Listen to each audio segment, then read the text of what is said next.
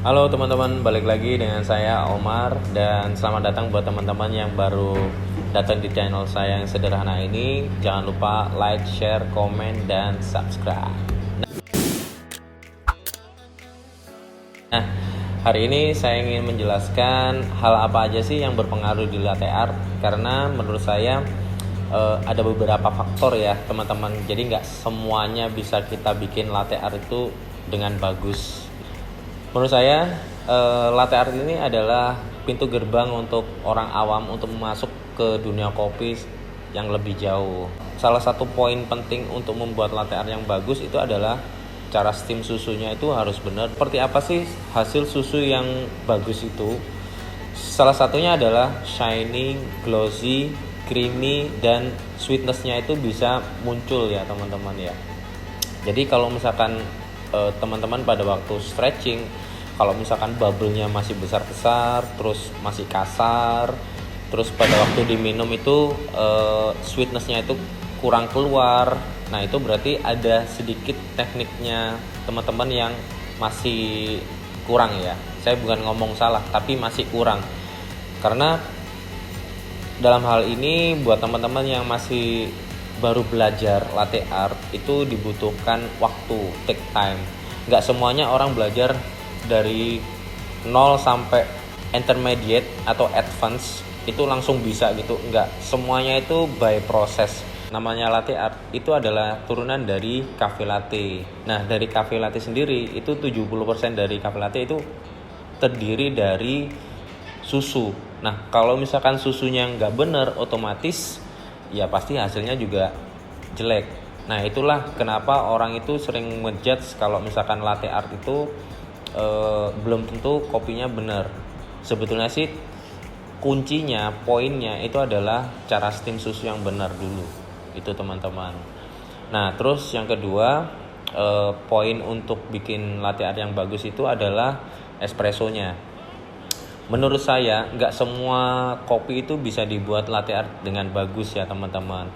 Nah butuh spesifikasi khusus, baik itu level roastingnya atau blend antara Arabica sama Robustanya. Untuk latte art itu biasanya itu di City Plus atau Full City Plus itu bagus untuk latte art kalau menurut saya. Nah untuk kopi blendnya antara Arabica sama Robusta itu biasanya kalau Arabicanya 50-50, Arabica 50, Robusta 50. Fungsinya Arabica adalah untuk mengcover bitter yang terlalu tinggi di kopinya tersebut. Nah yang terakhir itu adalah pemilihan milk jug ya teman-teman ya. Menurut saya milk jug ini juga sangat berpengaruh untuk hasil latte artnya teman-teman. Nah di sini saya bawa beberapa contoh. Jadi di sini saya membawa 4 milk jug. Nah, yang membedakan dari 4 milk jug ini adalah spoutnya. Saya lebih concern di spoutnya karena menurut saya spout yang lebar, yang runcing sama yang standar atau yang common, yang umum itu dan hasilnya itu akan berbeda juga.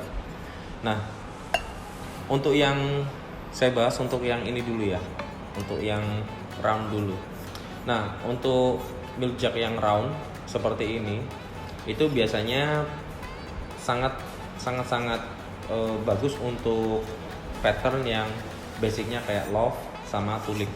Nah seperti ini. Jadi ciri-cirinya adalah spotnya itu lebih bulat seperti ini, maksudnya lebih lebar. Nah untuk yang standar itu shape-nya itu lebih agak nggak terlalu bulat ya, tapi dia juga nggak terlalu runcing, jadi di tengah-tengahnya antara bulat sama runcing seperti itu. Nah biasanya untuk yang standar seperti ini itu bagus untuk rosetta sama tulip juga. Nah tapi biasanya untuk milk jug yang spotnya standar itu rosettanya itu agak lebar, lebih melebar, maksudnya itu dia lebih fat rosettanya lebih tebal. Nah ini yang terakhir itu adalah milk jugnya itu spotnya itu lebih runcing. Nah biasanya untuk pattern yang sudah detail, terus habis itu membutuhkan tingkat ketelitian yang tinggi itu biasanya pakai miljak yang lebih runcing seperti ini. Nah, semua sih balik lagi ke teman-teman, mau pakai yang runcing, mau pakai yang standar, atau mau pakai yang bulat seperti ini, semuanya balik ke teman-teman. Cuman saya bagi menjadi 3 itu tadi, standar, round seperti ini, sama yang runcing seperti ini. Nah, fungsinya juga berbeda-beda, jadi tinggal teman-teman mau memfungsikannya seperti apa. Nah, itu aja dari saya, semoga bermanfaat buat teman-teman. Jangan lupa like, share, komen, dan subscribe.